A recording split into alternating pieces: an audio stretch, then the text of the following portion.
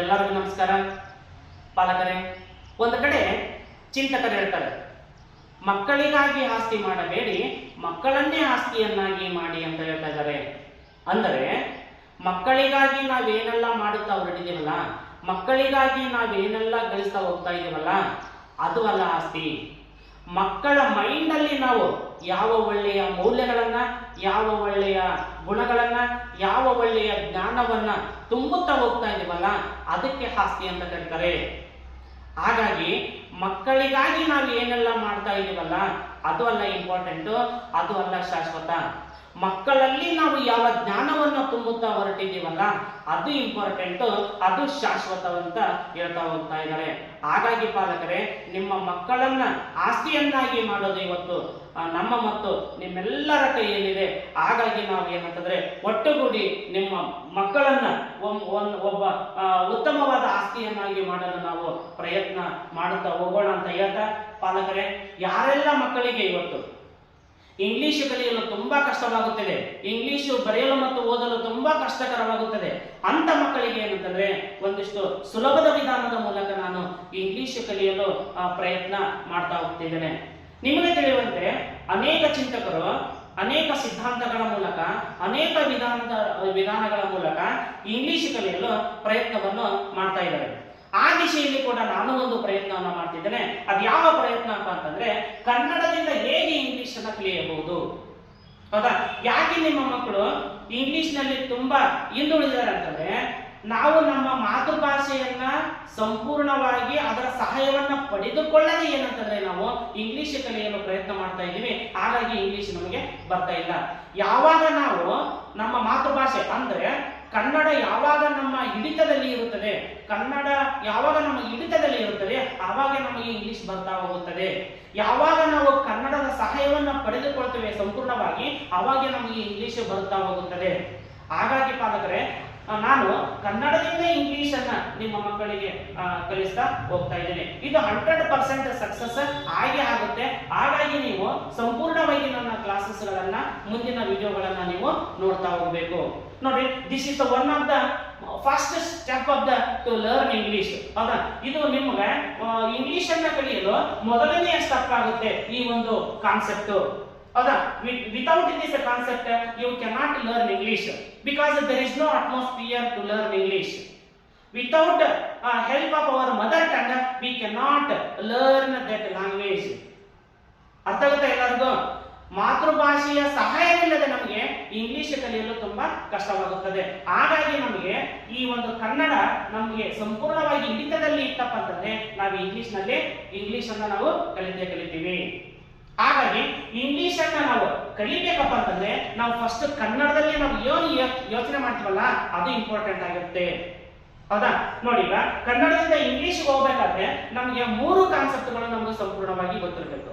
ಅದು ಯಾವ್ಯಾವಪ್ಪ ಅಂತಂದ್ರೆ, ನೋಡ್ರಿ, ಒಂದು ವರ್ಬ್ ಅನ್ನೋದು ಗೊತ್ತಿರಬೇಕು ಕನ್ನಡದಲ್ಲಿ. ವರ್ಬ್ ಅಂದ್ರೆ ಗೊತ್ತಾ? ಕ್ರಿಯಾಪದ. ನೆಕ್ಸ್ಟ್ ಸಬ್ಜೆಕ್ಟ್ ಅಂದ್ರೆ ಕರ್ತೃ. ಹೌದಾ? ನೆಕ್ಸ್ಟ್ ಆಬ್ಜೆಕ್ಟ್ ಅಂದ್ರೆ ಕರ್ಮ. ಇವು 3 ಏನಂತಂದ್ರೆ ನಮ್ಗೆ ಕನ್ನಡದಲ್ಲಿ ಗೊತ್ತಿರಬೇಕು. ಇವು ಕನ್ನಡದಲ್ಲಿ ಗೊತ್ತಿತ್ತಪ್ಪ ಅಂತಂದ್ರೆ ನಾವು ಇಂಗ್ಲಿಷ್ ನಲ್ಲಿ ಆರಾಮಾಗಿ ನಾವು ಏನ್ ಮಾಡಬಹುದು, ಬರೆಯಬಹುದು, ಓದಬಹುದು, ಇಂಗ್ಲಿಷ್ ಅನ್ನ ನಾವು ಅರ್ಥ ಮಾಡಿಕೊಳ್ಳಬಹುದು. ನೋಡಿ, ಈಗ ವರ್ಬ್ ಅಂದ್ರೆ ಏನು? ವರ್ಬ್ ಅಂದ್ರೆ ಏನು? ಕ್ರಿಯಾಪದ. ನಿಮ್ಗೆಲ್ಲರೂ ಗೊತ್ತಿದೆ, ನೀವೆಲ್ಲರೂ ಕಲಿತಿದೆ ಕ್ರಿಯಾಪದ ಅಂತಂದ್ರೆ. ಹೌದಾ? ವ್ಯಕ್ತಿ ಏನು ಮಾಡುತ್ತಿದ್ದಾನೆ, ಹೌದಾ? ಒಂದು ಪ್ರಾಣಿ ಏನು ಮಾಡುತ್ತಿದೆ, ಹೌದಾ? ಈ ರೀತಿಯಾಗಿ ನಾವು ಕ್ವಶನ್ ಮಾಡಿದಾಗ ಬರುವಂತ ಉತ್ತರ ಯಾವ್ದಪ್ಪ ಅಂತಂದ್ರೆ ವರ್ಬ್ ಆಗಿರುತ್ತದೆ. ಹೌದಾ? ಈ ವರ್ಬ್ ಅನ್ನ ನಾವು ಏನಂತಂದ್ರೆ ಈ ಒಂದು ಸೆಂಟೆನ್ಸ್ ನಲ್ಲಿ ನಾವು ಏನಂತ ಗುರುತಿಸಿ ಏನಂತಂದ್ರೆ ನಾವು ಮಾರ್ಕ್ ಮಾಡ್ತಾ ಹೋಗ್ಬೇಕು. ಹೌದಾ? ಫಸ್ಟ್ ನಾವು ವರ್ಬ್ ಅನ್ನ ಕಂಡುಹಿಡ್ಕೊಳ್ಳೋಣ, ನೆಕ್ಸ್ಟ್ ಸಬ್ಜೆಕ್ಟ್ ಅನ್ನ ಕಂಡುಹಿಡ್ಕೊಳ್ಳೋಣ, ನೆಕ್ಸ್ಟ್ ಆಬ್ಜೆಕ್ಟ್ ಅನ್ನ ಕಂಡುಹಿಡ್ಕೊಳ್ಳೋಣ. ಇವು 3 ನಮಗೆ ಕಂಡುಹಿಡಿಯಕ್ಕೆ ಬಂತಂತಂದ್ರೆ ಸುಲಭವಾದ ರೀತಿಯಲ್ಲಿ ನಾವು ಇಂಗ್ಲಿಷ್ ಅನ್ನ ಕಲಿತಾ ಹೋಗಬಹುದು. ಹೌದಾ?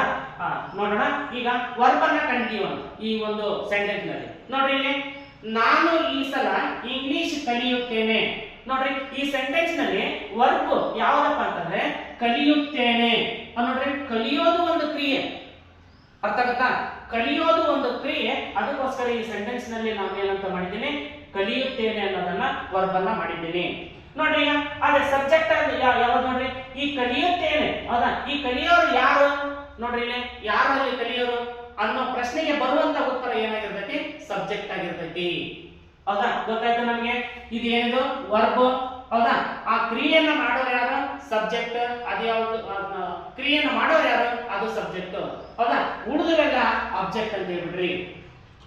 ನೋಡ್ರಿ, ಅಬ್ಜೆಕ್ಟ್ ಅಂತಂದ್ರೆ ಸರ್ ಈಗ ಹೆಂಗ್ ಅಬ್ಜೆಕ್ಟ್ ಅಂತ ಕೇಳ್ತೀರಿ. ಹೌದಾ? ನಾವು ಇಂಗ್ಲಿಷ್ ಕಲಿಬೇಕಾದ್ರೆ ನಾವು ಅಬ್ಜೆಕ್ಟ್ ಅಂದ್ರೆ ಪಕ್ಕ ಅಂತ ನಾವು ಅದ್ರ ಬಗ್ಗೆ ಯೋಚನೆ ಮಾಡಬಾರ್ದು. ಇಲ್ಲಿಂದ ಅದು ಮೈಸೂರುವರೆಗೂ ಇರಲಿ, ಇಲ್ಲಿಂದ ಅದು ಗಂಗಾವತಿವರೆಗೂ ಇರಲಿ ಸೆಂಟೆನ್ಸ್, ಅದೆಲ್ಲ ನಾವು ವರ್ಬ್ ಆದ ನಂತರ ಸಬ್ಜೆಕ್ಟ್, ಉಳಿದೆಲ್ಲ ನಾವು ಆಬ್ಜೆಕ್ಟ್ ಅಂತ ಬರೆದು ಬಿಡಬೇಕು.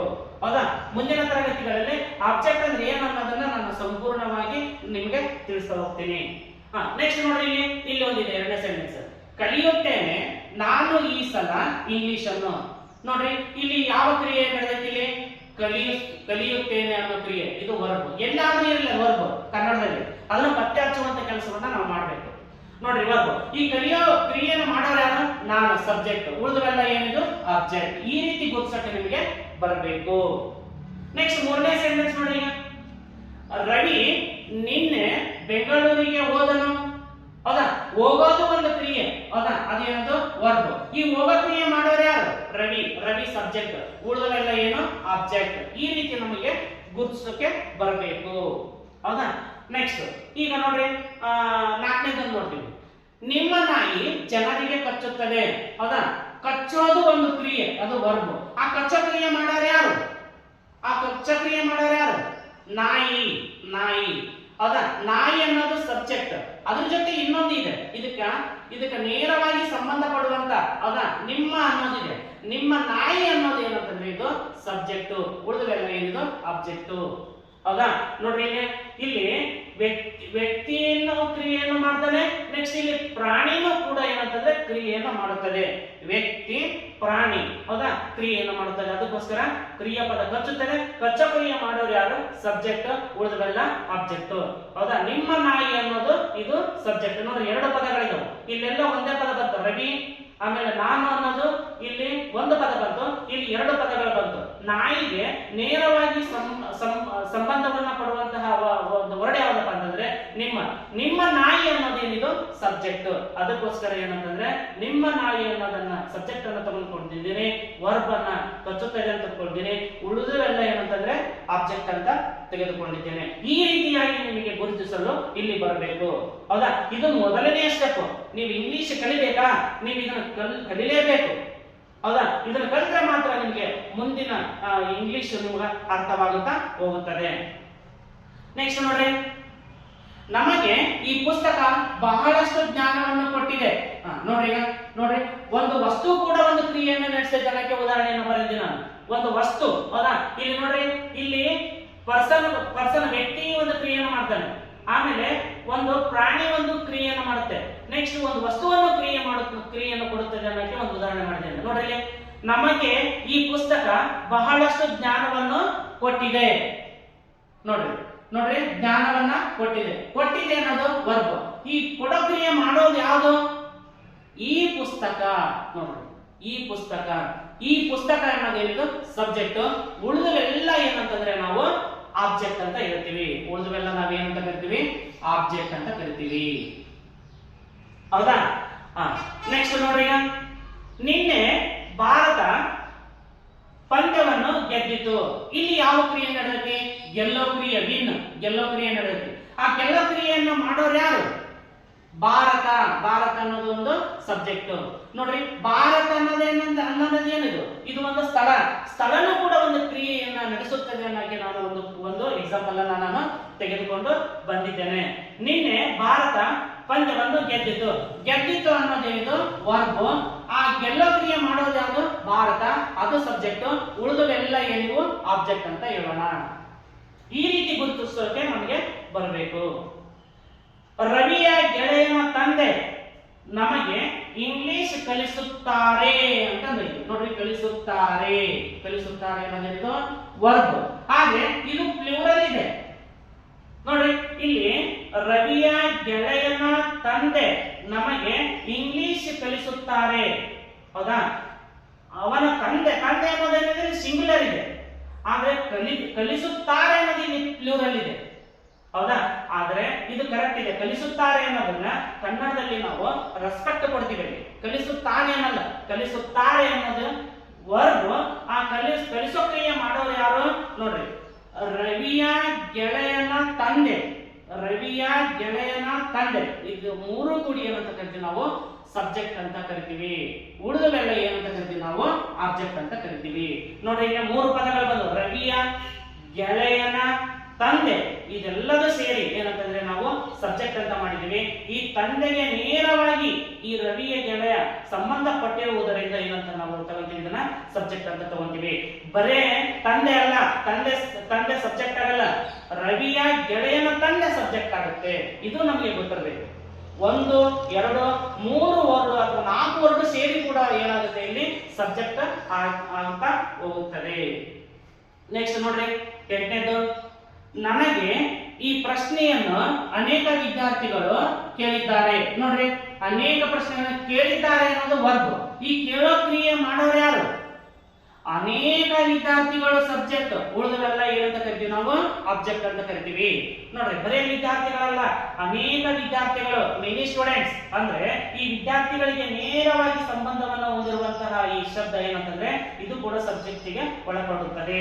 ಹಾಗಾಗಿ ನಾನು ಇದನ್ನ ಸಬ್ಜೆಕ್ಟ್ ಅಂತ ತೆಗೆದುಕೊಂಡಿದ್ದೇನೆ. ನೆಕ್ಸ್ಟ್, ಬಡತನವು ನಮಗೆ ಅನೇಕ ಒಳ್ಳೆಯ ಪಾಠಗಳನ್ನು ಕಲಿಸುತ್ತದೆ. ನೋಡ್ರಿ ಕಲಿಸುತ್ತದೆ, ಏನು ಕಲಿಸುತ್ತದೆ ನಮಗೆ? ಬಡತನವು ನೋಡ್ರಿ, ಬಡತನವು ನಮಗೆ ಅನೇಕ ಒಳ್ಳೆಯ ಪಾಠಗಳನ್ನು ಕಲಿಸುತ್ತದೆ. ಹೌದಾ? ಕಲಿಸೋದು ಯಾವ್ದಿದೆ? ಬಡತನ ಅನ್ನೋದು ಸಬ್ಜೆಕ್ಟ್. ಬಡತನ ಅನ್ನೋದು ನೋಡಿ ಇದಕ್ಕೆ ಏನಂತ ಕರಿತೀವಿ ಅಂತಂದ್ರೆ ನಾವು ಈಗ ಫಾರ್ ಎಕ್ಸಾಂಪಲ್ ಅಬ್ಸ್ಟ್ರಾಕ್ಟ್ ನೌನ್ ಅಂತ ಕರಿತೀವಿ. ಅಬ್ಸ್ಟ್ರಾಕ್ಟ್ ನೌನ್ ಅಲ್ಲಿ ಬರುತ್ತೆ ಅಂದ್ರೆ ಒಂದು ಯೋಚನೆ, ಒಂದು ಚಿಂತನೆಯನ್ನು ಕೂಡ ಏನಂತಂದ್ರೆ ಇಲ್ಲಿ ಕ್ರಿಯೆಯನ್ನ ಮಾಡುತ್ತದೆ. ಅಬ್ಸ್ಟ್ರಾಕ್ಟ್ ನೌನು ಕೂಡ ಒಂದು ಕ್ರಿಯೆಯನ್ನು ಮಾಡುತ್ತದೆ ಅನ್ನೋದನ್ನ ನಾನು ಇದ್ರ ಮೇಲೆ ಒಂದು ಸೆಂಟೆನ್ಸ್ ಅನ್ನ ತೆಗೆದುಕೊಂಡು ಬಂದಿದ್ದೇನೆ. ನೋಡ್ರಿ, ಇಲ್ಲಿ ವ್ಯಕ್ತಿ ಆಯ್ತು, ಇಲ್ಲಿ ಪ್ರಾಣಿ ಆಯ್ತು, ಇಲ್ಲಿ ಸ್ಥಳ ಆಯ್ತು. ಹೌದಾ? ಇಲ್ಲಿ ಏನಂತಂದ್ರೆ ಒಂದು ಅಬ್ಸ್ಟ್ರಾಕ್ಟ್ ನೌನು ಕೂಡ ಏನಂತಂದ್ರೆ ಒಂದು ಕ್ರಿಯೆಯನ್ನ ಮಾಡುತ್ತದೆ ಅನ್ನೋದಕ್ಕೆ ನಾನು ಒಂದು ಉದಾಹರಣೆಯನ್ನ ತೆಗೆದುಕೊಂಡು ಬಿಡ್ತೇನೆ. ಬಡತನವು ಸಬ್ಜೆಕ್ಟ್, ಉಳಿದವೆಲ್ಲ ಏನಂತ ಕರಿತೀವಿ ನಾವು ಆಬ್ಜೆಕ್ಟ್ ಅಂತ ಕರಿತೀವಿ. ಹೌದಾ? ನೆಕ್ಸ್ಟ್ ನೋಡ್ರಿ, ನಮ್ಮ ಯೋಚನೆಗಳು ನಮ್ಮ ಭವಿಷ್ಯವನ್ನ ರೂಪಿಸುತ್ತವೆ ಅನ್ನೋದೇನು ವರ್ಬ್. ರೂಪಿಸೋ ಕ್ರಿಯೆ ಮಾಡೋರು ಯಾರು? ನೋಡ್ರಿ, ನಮ್ಮ ಯೋಚನೆಗಳು ಅನ್ನೋದೇನಿದು ಸಬ್ಜೆಕ್ಟ್. ಉಳಿದವೆಲ್ಲ ಏನಂತ ಕರಿತೀವಿ ನಾವು ಆಬ್ಜೆಕ್ಟ್ ಅಂತ ಕರಿತೀವಿ. ಆ ಜನರಿಗೆ ನೀನು ಅನೇಕ ಸಲ ಮೋಸ ಮಾಡಿದ್ದಿ. ಹೌದಾ? ಮೋಸ ಮಾಡಿದ್ದಿ ಅನ್ನೋದೇನಿದು ವರ್ಬ್. ಮೋಸ ಮಾಡೋ ಕ್ರಿಯೆ ಮಾಡೋರು ಯಾರು? ನೀನು. ಹೌದಾ? ನೀನು ಅನ್ನೋದು ಸಬ್ಜೆಕ್ಟ್. ಉಳಿದವೆಲ್ಲ ಏನಂತ ಕರಿತೀವಿ ನಾವು ಆಬ್ಜೆಕ್ಟ್ ಅಂತ ಕರಿತೀವಿ. ನೋಡಿ ಈಗ 12 ನೋಡ್ರಿ, ಆ ಗುಡಿಸಲಲ್ಲಿ ಒಬ್ಬ ಮುದುಕನು ಇದ್ದಾನೆ. ನೋಡ್ರಿ, ಇದ್ದಾನೆ ಅನ್ನೋದು ಸ್ಥಿತಿಯನ್ನ ತೋರಿಸುತ್ತೀವಿ. ಇಲ್ಲಿ ಯಾವುದೇ ಕ್ರಿಯೆ ಇಲ್ಲ, ಅದಕ್ಕೋಸ್ಕರ ಇದ್ದಾನೆ ಅನ್ನೋದು ಏನಾಗುತ್ತೆ ಗೊತ್ತಾ? ಹೆಲ್ಪಿಂಗ್ ವರ್ಬ್ ಆಗುತ್ತೆ. ಈ ಹೆಲ್ಪಿಂಗ್ ವರ್ಬ್ ಆಗುತ್ತೆ, ಅದಕ್ಕೋಸ್ಕರ ಇಲ್ಲಿ ಕ್ರಿಯೆ ಇಲ್ಲದೆ ಇರುವುದರಿಂದ ನಾವು ಇದನ್ನ ಬೇರೆ ಒಂದು ಸೆಂಟೆನ್ಸ್ ಅಂತ ಕರಿತೀವಿ. ಇದು ಯಾವ ಸೆಂಟೆನ್ಸ್ ಅನ್ನೋದನ್ನ ನಾನು ಮುಂದಿನ ತರಗತಿಯಲ್ಲಿ ನಾನು ಹೇಳ್ತಾ ಹೋಗ್ತೀನಿ. ಈ ರೀತಿಯಾಗಿ ಏನಂತಂದ್ರೆ ನಾವು ಮಾರ್ಕ್ ಮಾಡ್ತೀವಿ. ಮಾರ್ಕ್ ಅಂತಂದ್ರೆ ಎಲ್ಲಿ ವರ್ಬ್ ಇರುತ್ತೆ, ಎಲ್ಲಿ ಸಬ್ಜೆಕ್ಟ್ ಇರುತ್ತೆ, ಎಲ್ಲಿ ಆಬ್ಜೆಕ್ಟ್ ಇರುತ್ತೆ ಅನ್ನೋದನ್ನ ಕನ್ನಡದಲ್ಲಿ ನಾವು ಮಾರ್ಕ್ ಮಾಡಿದ ಮೇಲೆ ನಾವು ಇಂಗ್ಲಿಷಿಗೆ ನಾವು ಅದನ್ನ ಟ್ರಾನ್ಸ್ಲೇಟ್ ಮಾಡ್ತಾ ಹೋಗ್ತೀವಿ. ಅದನ್ನ ನಾನು ಮುಂದಿನ ವಿಡಿಯೋದಲ್ಲಿ ತಿಳಿಸ್ತಾ ಹೋಗ್ತೀನಿ. ನೋಡ್ರಿ, ಇದನ್ನ ಮರಿಬೇಡಿ. ಇದನ್ನ ನೀವು ಕಲಿತ್ರೆ 100ಕ್ಕೆ 100 ನೀವು ಇಂಗ್ಲಿಷ್ ಅನ್ನ ನೀವು ಕಲಿಯಬಹುದು. ಹಾಗಾಗಿ ಇದನ್ನ ನೀವು ನಿಮ್ಮ ನೋಟ್ಬುಕ್ ಅಲ್ಲಿ ಬರ್ಕೊಂಡು ಇದನ್ನ ಪ್ರಾಕ್ಟೀಸ್ ಮಾಡಿದ್ದೆ ಅಂತಂದ್ರೆ ಮುಂದೆ ನೀವು ಇಂಗ್ಲಿಷ್ ಅನ್ನ ಕಲಿತೀರಿ ಅಂತ ಹೇಳ್ತಾ ಮತ್ತೆ ಮುಂದಿನ ಕ್ಲಾಸ್ ಅಲ್ಲಿ ಮತ್ತೆ ಮುಂದಿನ ವಿಡಿಯೋದಲ್ಲಿ ಮತ್ತೆ ಭೇಟಿಯಾಗೋಣ. ಎಲ್ಲರಿಗೆ ಗುಡ್ ಲಕ್. ಮತ್ತು ಇನ್ನೊಂದು ವಿಷಯ ಏನಂತಂದ್ರೆ ಏಪ್ರಿಲ್ 1ರಿಂದ ನಮ್ಮ ನವಚೇತನ ನವೋದಯ ತರಬೇತಿ ಕೇಂದ್ರದಲ್ಲಿ ಬೇಸಿಗೆ ರಜೆ ಇರುತ್ತೆ. ಅಲ್ಲಿ ಕೂಡ ಅಂತಂದ್ರೆ ಇಂಗ್ಲಿಷ್ ಅನ್ನ ಮತ್ತು ಗ್ರಾಮರ್ ಅನ್ನ ಸಂಪೂರ್ಣವಾಗಿ ನಾನು ಹೇಳ್ತಾ ಹೋಗ್ತೀನಿ. 2 ತಿಂಗಳಲ್ಲಿ ನೀವು ಕೂಡ ಇಂಗ್ಲಿಷ್ ಅನ್ನ ಕಲಿತೀರಿ ಅಂತ ಹೇಳ್ತಾ ಮತ್ತೆ ಮುಂದಿನ ವಿಡಿಯೋದಲ್ಲಿ ಮುಂದಿನ ಕ್ಲಾಸಲ್ಲಿ ಮತ್ತೆ ಭೇಟಿಯಾಗೋಣ. ಎಲ್ಲರಿಗೂ